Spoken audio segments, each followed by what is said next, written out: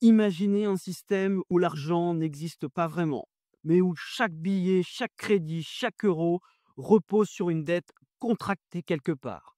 Ce système, c'est le nôtre, un système qu'on appelle argent-dette. Et si je vous disais qu'il fonctionne exactement comme une bombe à retardement, qu'il peut durer longtemps, silencieusement, mais qu'un jour, l'explosion devient inévitable. Chaque euro, chaque dollar en circulation est créé à partir d'un crédit.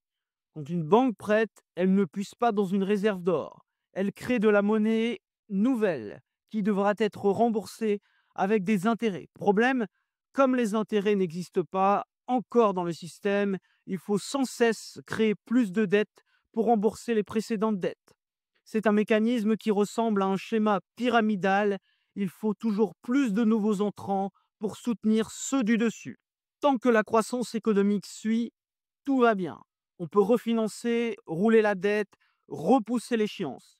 Mais le jour où la croissance ralentit, ou pire, s'arrête, le système devient instable. Et c'est là que ça explose. Soit par une crise financière brutale, soit par de l'impression monétaire massive pour tenir. Et dans les deux cas, c'est la monnaie qui perd sa valeur. Dit autrement, chaque billet en circulation vaut un peu moins à chaque fois qu'on appuie sur la planche à billets. Regardez où on est en 2025. La dette mondiale frôle les 338 000 milliards de dollars, soit plus de 2,3 fois le PIB mondial. Jamais dans l'histoire nous n'avons atteint un tel niveau. La dette privée des ménages et entreprises explose. La dette publique dépasse déjà les 100 000 milliards. Et tout ça dans un contexte de ralentissement économique, d'inflation persistante et de banques centrales contraintes de baisser à nouveau leurs taux.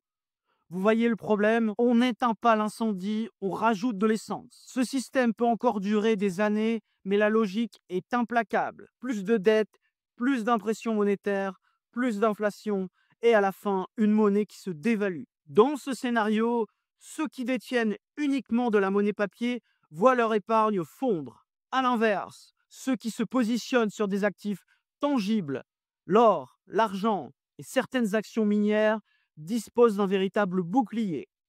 Il y a un point que peu de gens réalisent jusqu'à présent. Laisser son argent sur un compte courant, un livret A, un fonds en euros ou même prêter à l'État via une obligation, c'est la sécurité. Mais désormais, c'est exactement l'inverse. Ces supports reposent directement sur la solidité du système monétaire et sur la promesse que la monnaie gardera sa valeur.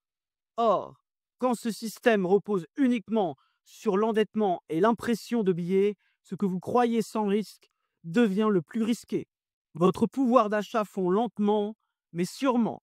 À l'inverse, détenir des actifs réels, comme des parts d'entreprises solides, autrement dit des actions, mais aussi des métaux précieux, c'est de s'appuyer sur quelque chose de tangible, productif, difficile à dévaluer par simple impression monétaire.